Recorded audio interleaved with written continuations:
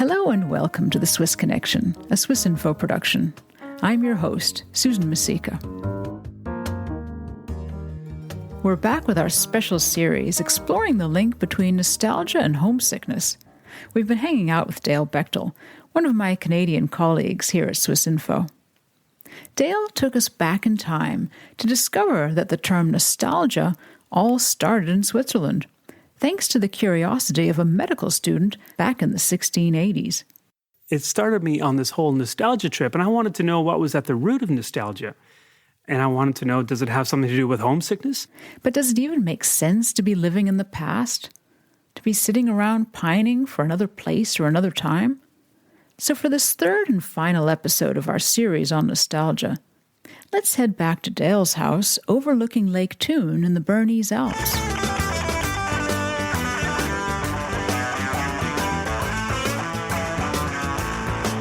He and I have been talking about what sparks memories, and he started singing this 1970s song by Steely Dan called Reelin' in the Years.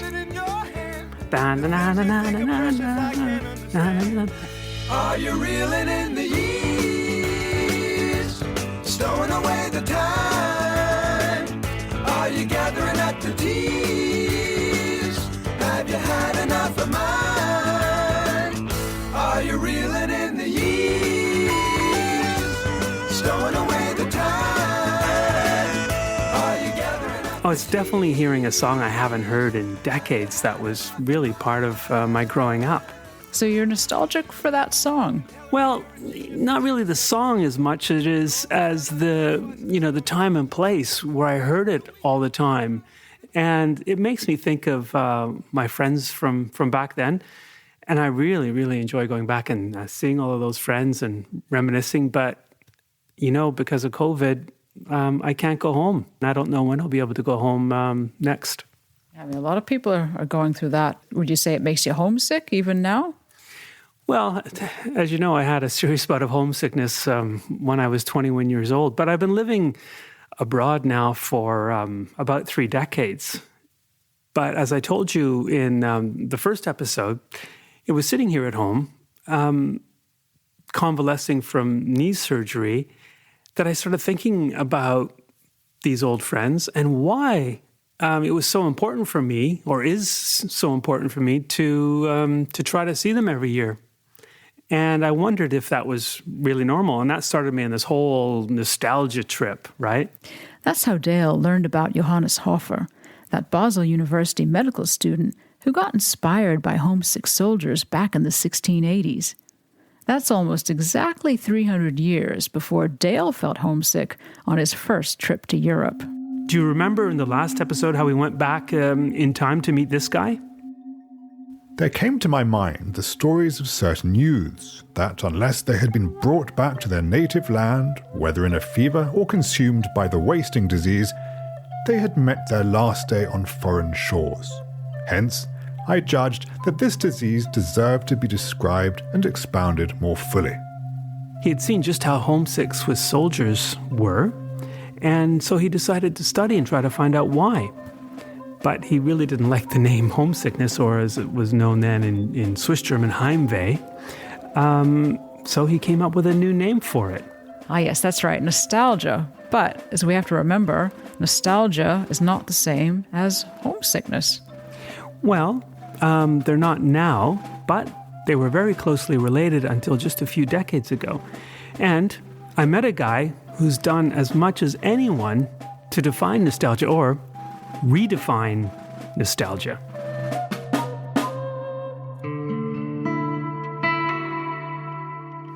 Feelings, reminiscence, rose-tinted glasses, personal meaning, relationships. Those are all very central features of nostalgia. So you can begin to draw a description of what this emotion is. Susan, that's Tim Wildschut. He's a social psychologist at Southampton University in the UK. I went there to meet him and to talk to him long before COVID shut down travel. I wanted to find out how nostalgia today really differs from homesickness, and to understand if that's a good thing or a bad thing that I still long to see the people again who were my friends many, dare I say it, many years ago. Oh, and what's Tim like? Well, quite soft-spoken, rather unassuming. It turns out he, like us, is an expat, originally from Holland. He was a graduate student at a university in the United States and has been living and working in the UK for the past several years. And he's quite nostalgic for his student years at the University of North Carolina at Chapel Hill. Ah, so you must have had a lot to talk about. If I went back to Chapel Hill, I would experience, all else being equal, experience more nostalgia than if I lived there, around there still. When I look at my fellow alumni, I can think of one who's super nostalgic, but he's nostalgic about everything. But among the group, I'm probably most nostalgic for graduate school and for the place itself. Simply put, he says that absence does make the heart grow fonder. Yes, but does it make sense to be living in the past? Susan, that's the million-dollar question. Here's what he told me. People will sometimes say, you say nostalgia is positive, but doesn't it also make you sad sometimes? And you say, well, yeah, it does. But, imagine a hypothetical scenario where I offer to take all those memories and you'll never think of them again. You won't experience the sadness. Would you want that?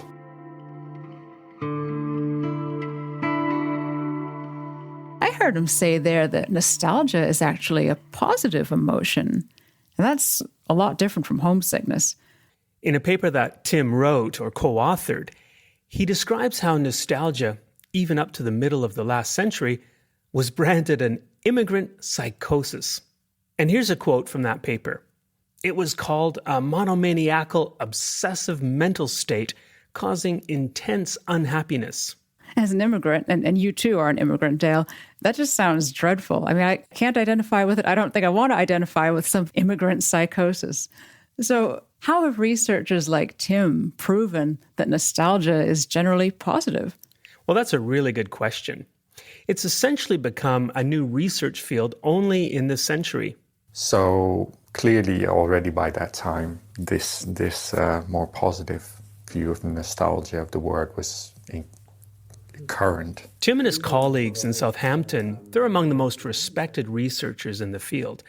They've introduced, for example, a widely accepted standard, which is a list of basic questions called the Southampton Nostalgia Scale. And they collaborate with academics around the world to conduct their research. The findings of their studies often come from questioning control groups of people. So they've got a nostalgia scale. That sounds pretty cool. How does that work? Well, with the scale, and then depending on the particular focus of the study, they'll bring together groups. The two groups will be asked a series of questions, but only one of the groups will be asked to imagine a scene from their past before they answer. And there are countless papers on nostalgia published over the years. Just to give you an idea of how broad Tim's current research is, just in the past year, he's looked at whether people who are neurotic enjoy the same nostalgic benefits as those who are not. He's looked at how populist political parties can manipulate voters' nostalgia of a perceived common or what they think is a better past. And he's written about nostalgia experienced by Syrian refugees, and even something called anticipated nostalgia. But Dale, I thought nostalgia was about looking back. How can you anticipate being nostalgic? That's right. That was my question that I put to Tim as well. Just imagine you're planning to do something in the future, knowing that it'll be something you'll eventually look back on fondly. So that's kind of how that anticipated nostalgia works. But most importantly, a key or a more important quality of nostalgia is the role it plays in what Tim calls self-continuity. Self-continuity is actually a very important prerequisite or ingredient for health, psychological health and well-being. If you don't have that, if you feel like, everything's changing, I'm changing, who am I? that is very, has very poor. It's kind of an awareness of where I've been, where I am now, and giving me the confidence for where I'm going in the future.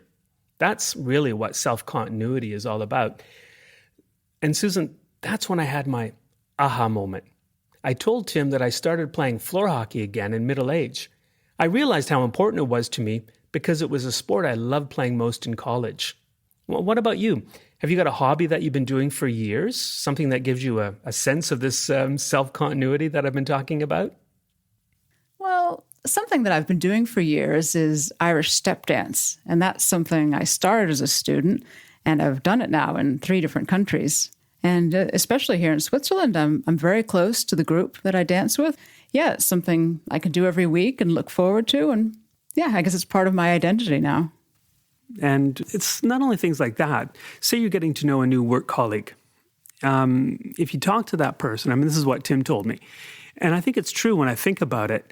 When you introduce yourself, have a chat, maybe have lunch for the first time with that person or just a coffee, and you tell him or her about a personal experience from your own life, let's say how you felt when you started at the company.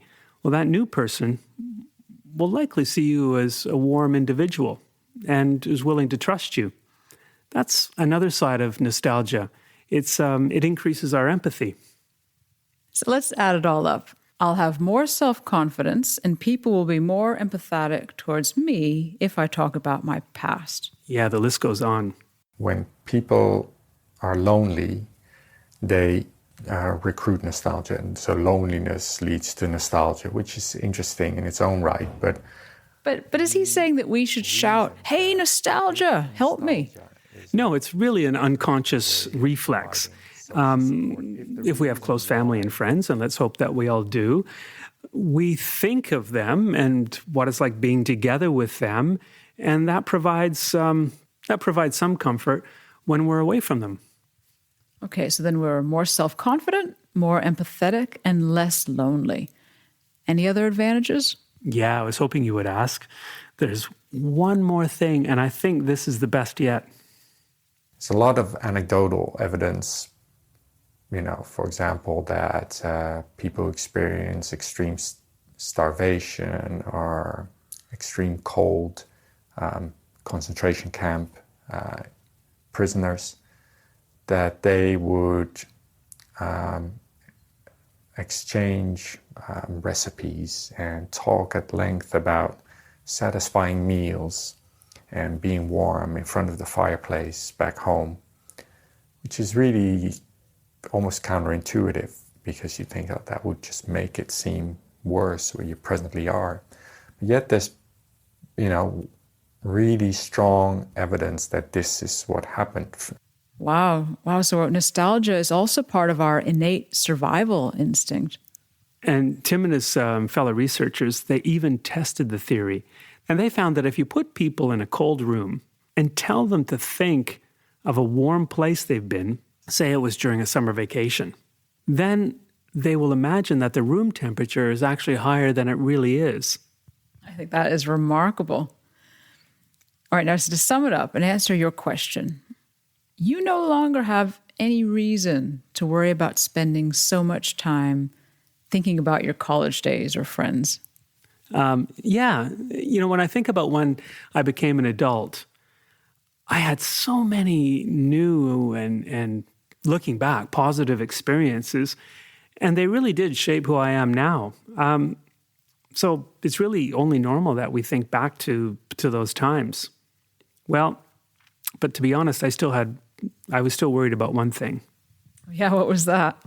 Do you remember in episode 1 how I talked about my homesickness when I was only 21 years old and cycling through Europe with my college friend Tony? Oh, I certainly remember, and I've been eager to hear more about the aftermath of that. Essentially, it's like going to do this adventure, and then all of a sudden, you're ill in a way, yeah. Which, in fact, when you think about it, you were going on a bicycle and your equilibrium was kind of messed up. Yeah.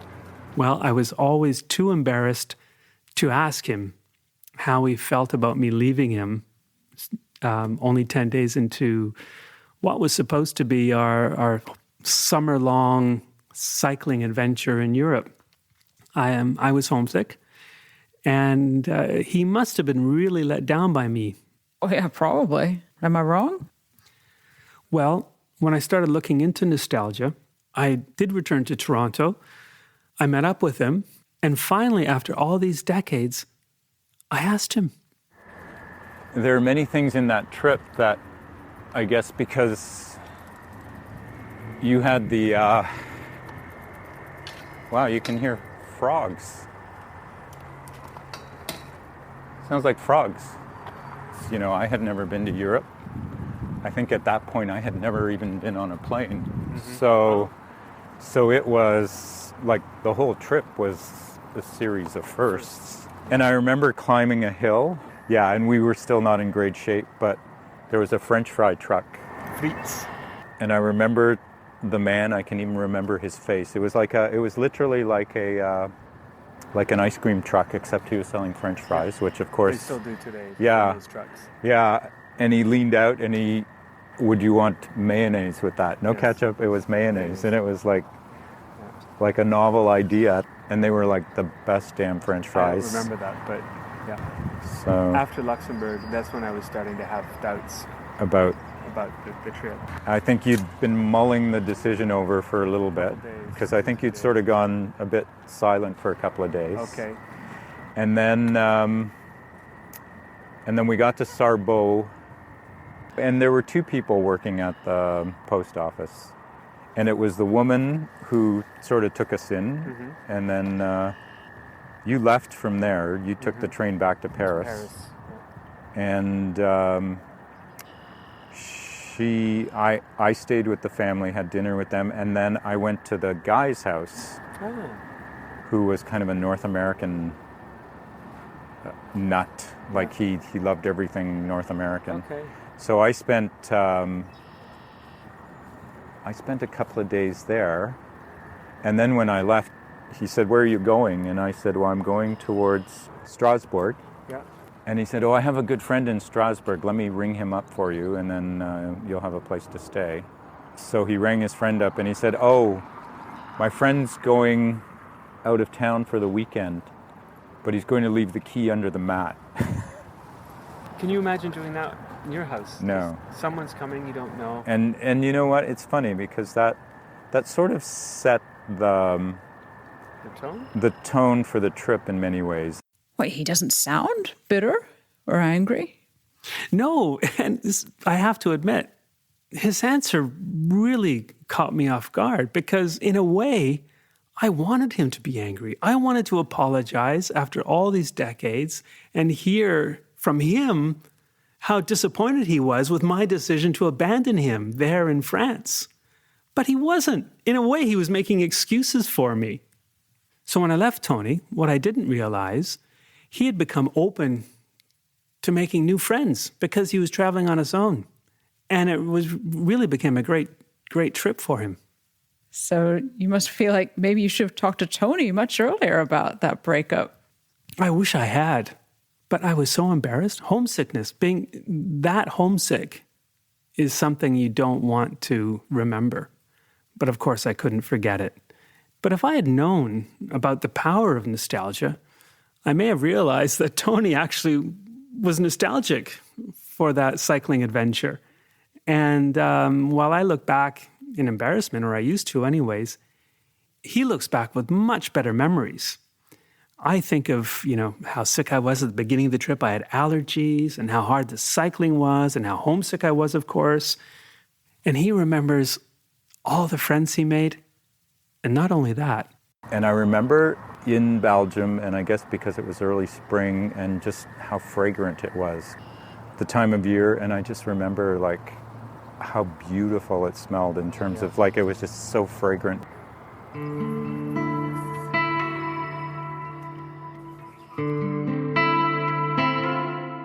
Dale, later on, you returned to Europe, and you've actually been living here for a few decades now. But how did that happen? Well, thanks to all of this research I've been doing into nostalgia, I now realize that once I got over my homesickness, I became nostalgic for the little bit of Europe I had experienced. And that nostalgia was a factor, not the only one, but it was a factor, I think, really looking back now, that brought me back to Europe. So after a couple of years at home in Toronto, I saved up enough money to repeat the trip. This time I hitchhiked and took the train for a few months across Europe. And a few years after that, I left Canada again on an open-ended world tour, eventually meeting, I think you know her, a Swiss woman who would become my wife. And that's how I came here. That's a great story. And what else have you learned on this journey? Well, it's really about being able to look back, to think about the choices I made in my distant past, and to understand them better. From my perspective as I'd like to think of myself as a much more mature person in middle age. I mean, there's a wonderful quote in a novel by writer Michael Ondaatje that sums it up. It's called Warlight. Can I show it to you? Yeah, should I read it? Oh, that'd be great. You return to that earlier time, armed with the present, and no matter how dark that world was, you do not leave it unlit. You take your adult self with you. It is not to be a reliving, but a re-witnessing. I'd also like to think that journeying back to our past is the antithesis of the journey of the youthful characters in another novel that I really like. That's Jack Kerouac's On the Road. There's a short passage, actually a dialogue between two of the main protagonists in the book. And here's how it goes. Sal, we gotta go and never stop going till we get there. The response is, where are we going, man? I don't know, but we gotta go. Oh, yeah, I remember that. But what do you think it means? Well, later in life, I really wanted to travel back along that same road. And I think we often do if we admit it once we get into middle age and beyond. And as Michael Ondaatje said in Warlight, it's about re-witnessing. And I think traveling back along my road anyways, I do understand myself a little bit better and for good or bad, the person that I am today. And it's been really great getting to know who you are better through this series. Thank you so much for sharing your story. We've learned a lot of new terms, things about anticipated nostalgia, nostalgia benefits, self-continuity. It's been so interesting to get your perspective and a lot to think about. Well, thank you, Susan. It's been my pleasure. Are you reeling in the years? Stowing away the time? Are you gathering up the tears? Have you had enough of mine? Are you reeling in the years? And that brings us to the end of our series on nostalgia. What about you? What makes you feel nostalgic or homesick even? We'd love to hear your stories. You can find us by looking for swissinfo.ch on Facebook, Twitter, Instagram, and LinkedIn. Or send us an email at english@swissinfo.ch.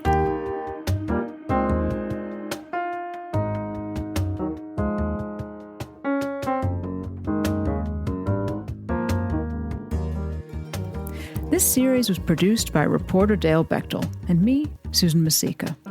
Our music is by Michele Andina. Engineering is by Danny Wheeler. We'll be back in 2 weeks with a new topic, the dirty business of gold mining in Peru and why it's relevant for refineries in Switzerland. Subscribe to us to be sure you don't miss it. And while you're waiting, give our sister podcast a listen. It's called Inside Geneva, and it's about the big issues that people are discussing in Geneva, the global hub of humanity. From all of us at the Swiss Connection, thanks for listening.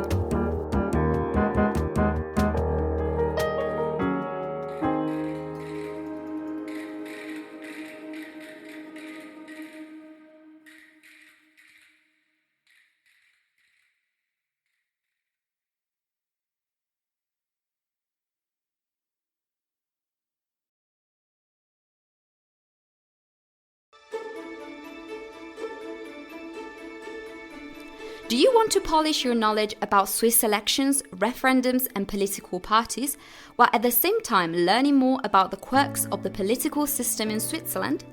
If that's the case, our newsletter course is just what you need. Each week for a month, we'll send you a free installment explaining the most important details of how Swiss democracy works.